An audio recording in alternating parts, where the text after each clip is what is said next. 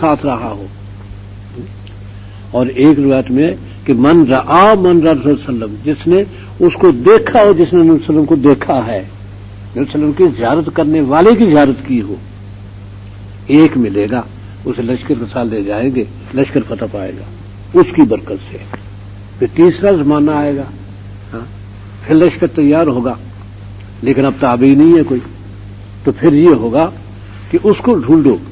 من رآ رسول اللہ صلی اللہ علیہ وسلم، اس کو ڈھونڈو کہ جس نے نبی صلی اللہ علیہ وسلم کے دیکھنے والے کو اور اس کے دیکھنے اور صحابی کے دیکھنے والے کو جس نے دیکھا ہو، ان تبع تابعی اس کو ساتھ لے جائیں گے، اور یہ ہے کہ بھئی فتح پائیں گے. یہ تین زمانے برکت والے زمانے، ان میں دین ٹھیک اپنی صحیح حالت میں رہا. ثم یفشو الکذب، اس کے بعد تھوڑا جھوٹ کا رواج ہو جائے گا. پھر وہ برکتیں تو اب بھی ہیں نبی صلی اللہ علیہ وسلم کی، صحابہ کی، اب ان کی برکتوں ہی سے تو ہم بیٹھے ہیں، انہی کی برکتیں ہیں جو تسلسل سے آ رہی ہیں. لیکن وہ جو برکات تھی نا خاص، وہ پھر کم ہو گئی. اس لیے یہ تھا تزکیہ کہ پاک کر دیا. جب پاک کر دیا تو ظاہر ہے کہ کامیابی ہر طرف. یزکیکم، تمہیں وہ تمہارا تزکیہ کرتا ہے، تمہیں پاک کرتا ہے، یعنی بری عادتوں سے، گناہوں سے. وَيُعَلِّمُكُمُ الْكِتَابَ وَالْحِکْمَةَ، اور تمہیں تعلیم دیتا ہے کتاب کی اور حکمت کی. کتاب تھا قرآن کی تعلیم، کیونکہ سارے علوم تو اسی میں سمٹتے ہیں. اور پھر حکمت کی اس تعلیم کے ساتھ سلیقہ زندگی کہ آگے اپنے معاملات کو کیسے سنوارنا ہے.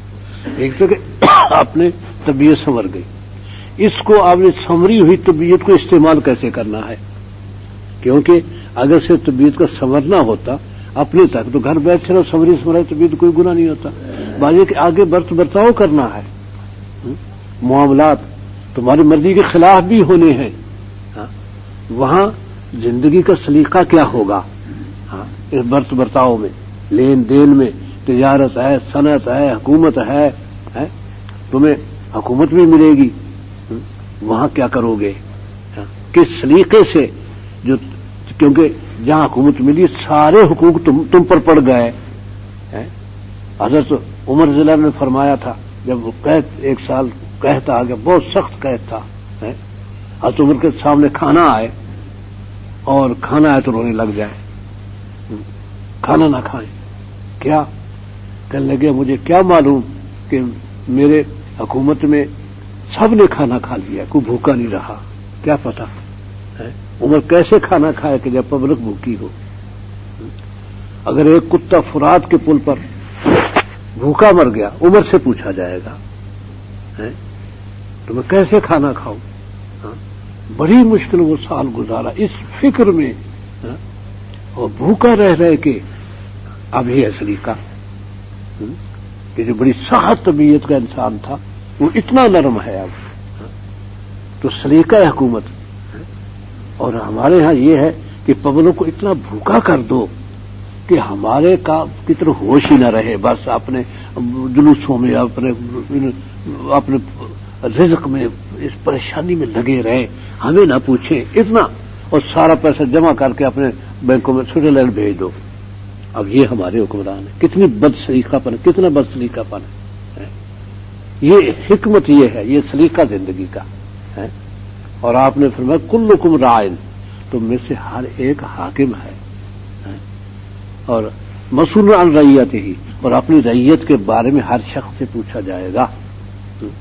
فرمایا جو تو سلطان ہے وہ تو پورے ملک پر حاکم ہے، اور مسئول عن رعیتہ، اور رعیت کے بارے میں اس سے بھی پوچھے، ایک فرد کے بارے میں پوچھا جائے گا، فرد کے بارے میں بہت بڑی ذمہ داری ہے. اور الرجل راعٍ علی اہلہ وولدہ، اور آدمی حاکم ہے اپنے گھر پر، اپنی اولاد پر، وہ حاکم ہے. اور مسئول عن رعیتہ، وہ رعیت کے بارے میں اس سے پوچھا جائے گا، ان کو کیا سکھایا، کیا پڑھایا، کیسا بنایا. صرف ایسا تو نہیں بنایا کہ جی ویزا ملے تو باہر جائے تو باہر سے کمائیں. کیا پڑھایا؟ یہ پوچھا جائے گا. دین سکھایا تھا، قرآن سکھایا تھا، اور مسلمان ریت ہے، اور ان کے حقوق پورے کیے تھے. بیوی کو ستایا تو نہیں تھا، دکھ تو نہیں دیا. تیرے گھر میں اسے اپنے میکے والے لاڑ پیار ملے تھے. یہ پوچھا جائے گا بیوی کے بارے میں. اس لیے کہ وہ بیویوں کو ستاؤ نہیں.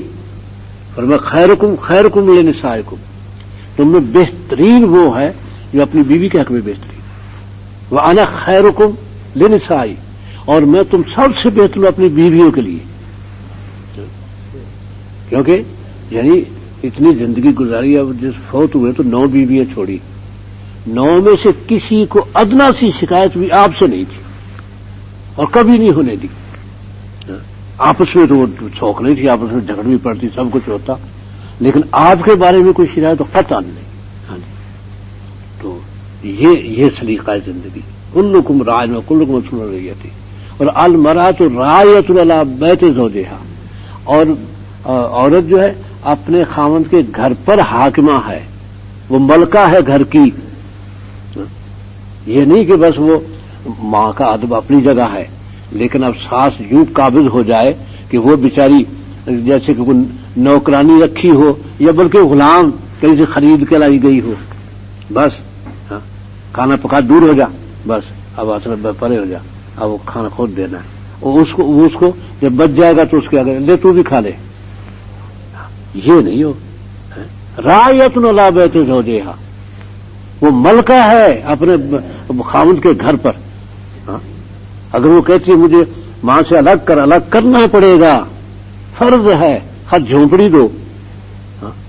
وہ جھونپڑی وہ ہو جس کا تالا اس کے ہاتھ میں ہو، وہ کھولے، بس کوئی دخل نہ دے اس کے معاملے میں.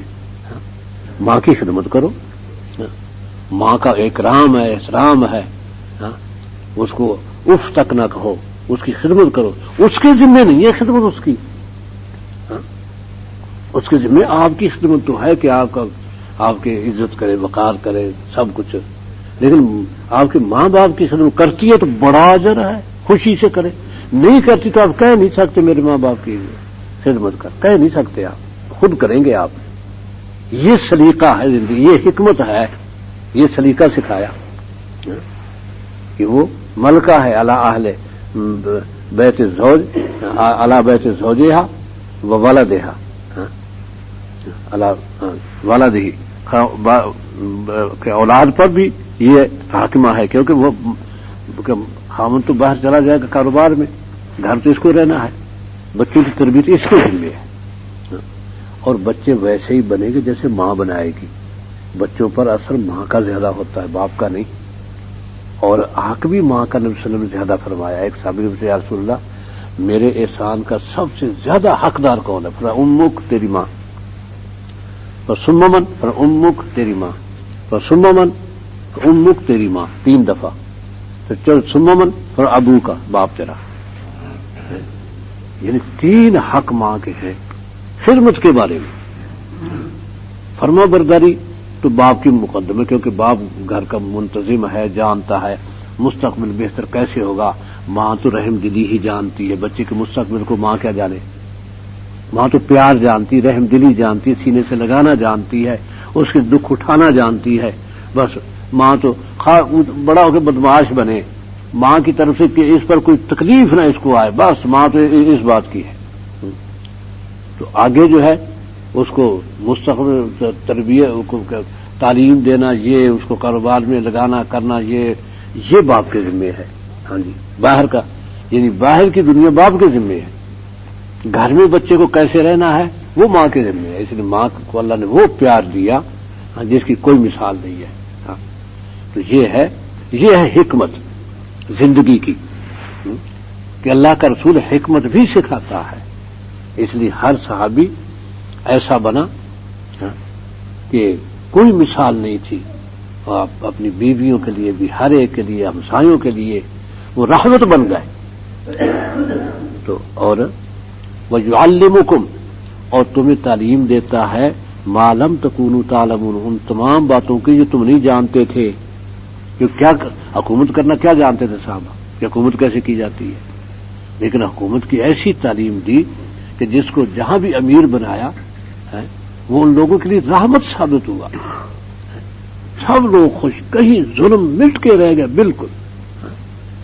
اور پھر آئندہ جو آنے والے فتنے تھے ان سے کیسے نمٹنا ہے وہ بھی تعلیم دی، حالات بتائے سارے. حضرت عثمان کو وصیتیں فرمائی کہ فتنہ اٹھے گا، صحابہ سے کہا یہ حق پر ہوگا، اس فتنے میں اس کا ساتھ دینا ہوگا، فتنہ اٹھے گا اس میں یہ حق پر ہوگا، اس کا ساتھ دینا ہوگا. اور ان کو وصیتیں کی خاص طور پر. حضرت عمر نے فرماتی ہے کہ بلا لیا اپنے بیماری کے دنوں میں، آپ کا سر پکڑا، آپ نے کان آپ کے منہ کے قریب کیا اپنے، اور آپ نصیحتیں کرتے رہے. ہم دیکھتی تھی کہ لون عثمان یتغیر، عثمان کا رنگ بدل جاتا ہے باتیں سن سن کے. ہم کہتے پتہ نہیں کوئی خوفناک بات بتائی جا رہی ہے. پھر چھوڑ دیتے ہیں سال، پھر قریب کر لیتے ہیں، پھر باتیں کرتے رہتے ہیں، پھر ان کا رنگ بدل جاتا ہے. آخر میں جب سب چھوڑا تو حضرت عثمان نے یہ کہا کیا ظلم و عدوان یا رسول اللہ، یہ سب کو ظلم و زیادتی سے ہوگا میرے ساتھ، اور میں ظلم و عدوان. پھر اس نے دوسرے ظلم و عدوان یا رسول اللہ، ظلم و عدوان سے ہوگا یہ سب کچھ، پر ظلم و عدوان، ہاں ظلم و عدوان ہی ہوگا. اور اب کہتے ہیں ہم راز کی باتیں تھیں، ہم کیا جانتی تھی، ہم پوچھ بھی نہیں سکتی تھی کیونکہ وہ راز سے باتیں کہی ہیں. جب محاصرہ ہوا اور صحابہ نے اجازت مانگی، حضرت علی ہے، ابن عوف ہے، حضرت سعد بن وقاص ہیں، زبیر طلحہ ہیں، اکابر صحابہ کہ امیر المومنین ہمیں اجازت دے دے. ابھی ان کا دیکھے تیا پانچا کرتے، ابھی ان کا کیا حلیہ کرتے آپ، پر میں نے تلوار نہیں نکالی. مجھے میرے حبیب سمجھا گئے ہیں اس موقع پر جو کچھ کرنا ہے مجھے.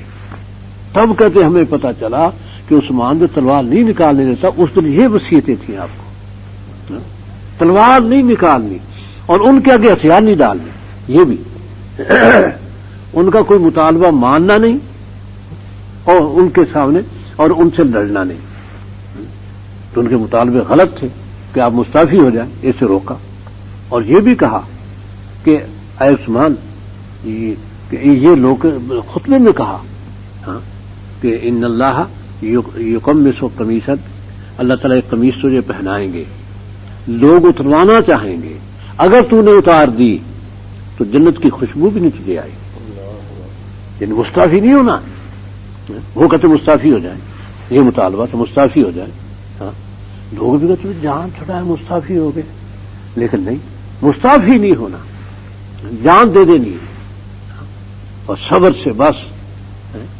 اس لیے اندازہ کریں کہ تاجکستان سے لے کر اندلس تک کا بادشاہ، حکومت دیکھیں کتنی بڑی، اور کوئی دوسرا دعویٰ لے کے اٹھنے والا نہیں.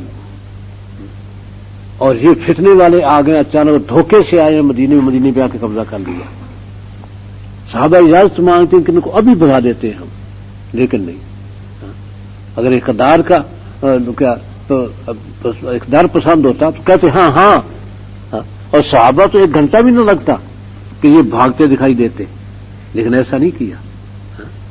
اور پتہ ہے کہ مجھے شہید ہونا ہے، پتہ ہے شہید ہونا ہے، اور خوشی سے کہتے ہیں کہ اگر تم یہ نہ کہو کہ بڈھا پتنی کیا آرزو کرتا رہتا ہے تو میں تمہیں ایک بات بتاؤں. انہوں نے کہا نہیں، ہمارا آپ کے بارے میں ایسا نہیں ہے. خوشی سے کہہ رہے ہیں. کہتے ہیں رات نبی صلی اللہ علیہ وسلم ابوبکر عمر آئے، کہتے ہیں عثمان زیادہ انتظار نہ کروا، آج آ جا، زیادہ انتظار نہ کروا. کیونکہ پانی بند تھا تو ہم سایوں نے پانی دیا کسی طرح چوری، تو حضرت نائلہ لے کے آئی یہ پانی. فرمایا پیاس نہیں. کہتے پیاس کہ تو کل کا تو نے پیا ہی نہیں کل کا. کہتے رات نبی صلی اللہ علیہ وسلم نے ڈول لٹکایا تھا، میں نے پی لیا پیٹ بھر کے، اب پیاس بالکل نہیں ہے. یہ اور کہا کہ آ جا عثمان، اب آج تو روزہ ہمارے ساتھ کھولے گا، اس لیے میں نے روزہ رکھ لیا ہے، اور مجھے شلوار لا دو. کبھی پہنی نہیں تھی، اس سے پہلے لے کے رکھی ہوئی تھی، کیونکہ بتا تھا نبی صلی اللہ علیہ وسلم کہ آپ کو اس طرح شہید کریں گے، اس وقت کے لیے رکھی ہوئی تھی. وہ لاؤ میں پہن لوں تاکہ ایسا نہ ہو کہ میں کہیں قتل ہو کے گروں تو ننگا ہو جاؤں. شلوار پہن لی اور بس صبح کی نماز پڑھ کے قرآن کی تلاوت شروع کر دی. اس تلاوت ہی جاری تھی کہ جب حملہ ہوا تو پیچھے جو لفظ گزرا فَسَيَكْفِيكَهُمُ اللَّهُ، اللہ نمٹ لے گا ان سے. اس لفظ پر پہلا خون کا قطرہ گرا، اللہ نمٹ لے گا ان سے. فَسَيَكْفِيكَهُمُ اللَّهُ. اب کیا سلیقہ ہے جناب، اتنی بڑی حکومت اور جیسے کہ کوئی پسندیدگی نہیں، کچھ بھی نہیں، اور کوئی مخالف نہیں ان سازشیوں منافقوں کے سوا جو بغاوت کو لے کے اٹھے تھے. ایک فرد بھی ایسا نہیں ہے جو حضرت عثمان سے کوئی نفرت رکھتا ہو یا جس کو کوئی ادنا سی کوئی شکایت ہو اور جو محبت نہ کرتا ہو حضرت عثمان سے. کمال یہ ہے. لیکن نبی صلی اللہ علیہ وسلم نے طریقہ سکھایا تھا، اس کے مطابق بس جان چلی جائے کوئی نہیں. اور یہ بھی کہا کہ نبی صلی اللہ علیہ وسلم نے بتایا تھا کہ جو تلوار تیرے لیے نکلے گی وہ قیامت تک نیام میں نہیں جائے گی، مسلمانوں کی گردنیں کاٹتی رہے گی. آج تک کٹ رہی ہے، نہیں گئی نیام میں. اس لیے اور یہ بتایا ان کو کہ مجھے قتل نہ کرو. اس نے مجھے یہ بتایا تھا کہ جو تلوار تیرے لیے نکلے گی وہ نیام میں دوبارہ نہیں جائے گی، قیامت تک گردنیں کاٹے گی. تو اس مصیبت میں نہ آؤ. لیکن ان کی سمجھ میں نہیں آئی بات، اور وہ یہ ہو رہا ہے کہ گردنیں کٹ رہی ہیں کسی نہ کسی بہانے سے. اور یہ کبھی یہ سلسلہ رکا نہیں. کافر تو شکست کھائی کافروں نے، لیکن آپس کا یہ سلسلہ نہیں رکا. قتل و غارت کا آپس میں اختلاف جو ہے نا وہ جنگیں کرواتا رہا. خارجی اور رافضی یہ اٹھتے رہے اور یہ پھر مارے بھی کھاتے رہے، لیکن قتل عام بھی ہوتا رہا. تو یہ ہے حکمت اور یہ ہے علم جو دیے. یعلمکم ما لم تکونوا تعلمون، یعلم تعلیم دے گا کم تمہیں ما لم جو نہیں تکونوا تعلمون تم جانتے تھے، جو نہیں تم جانتے اس کی تعلیم دے گا تمہیں. تعلیم دے رہا ہے اللہ کا نبی. یعلمکم تمہیں تعلیم دے رہا ہے اس کی جو تم نہیں جانتے تھے.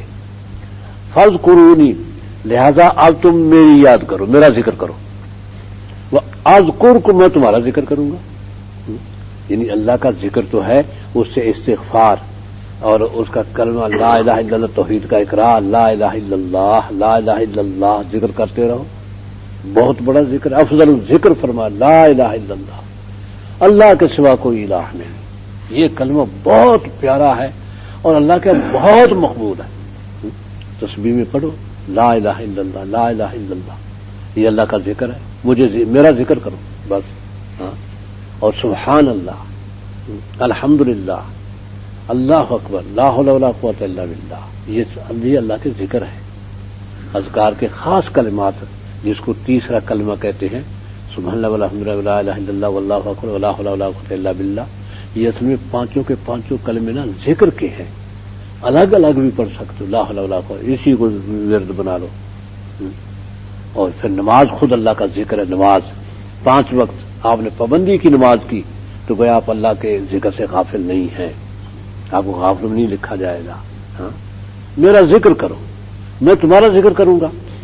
تو وہ ہمارے ذکر کا مطلب کہ اللہ تعالیٰ فرشتوں سے کہتے ہیں کہ دیکھو میرے بندے میرا ذکر کر رہے ہیں، دیکھو میرے بندے میرا ذکر کر رہے ہیں، وہ دیکھو فلاں بندہ میرا ذکر کر رہا ہے. یہ اللہ کا ذکر کرنا اور پھر مقبولیت دینا، یہ بھی اللہ یاد کرتے تو مقبولیت ہوتی ہے. لوگوں میں ماحول میں مقبولیت ہو جائے، محبت آ جائے. یہ اس بات کی دلیل ہے کہ اللہ محبت کر رہا ہے، تبھی اس کی محبت ہے لوگوں کے دلوں میں، بشرطے کہ ایمان صحیح ہو. کیونکہ جھوٹے پیر بھی ہیں جو جھوٹ بول بول کے اپنے گرد وہ جم گھٹا کر لیتے ہیں. تو وہ لوگ جھوٹ پر فریفتہ نہیں ہوئے، بلکہ اس نے باتیں ایسی کی ہیں جو اگر یہ واقعی ہوں تو ایسے شخص پہ فریفتہ ہونا چاہیے جھوٹ بول کے. معلوم ہے کہ لوگ اچھی باتوں کے دل دادا ہوتے ہیں، اچھی باتوں جھوٹ بول کے بھی کرے گا تو تب بھی لوگ دل دادا ہو جائیں گے. تو یہ کہ میں تمہارا ذکر کروں گا، تم میرا ذکر کرو.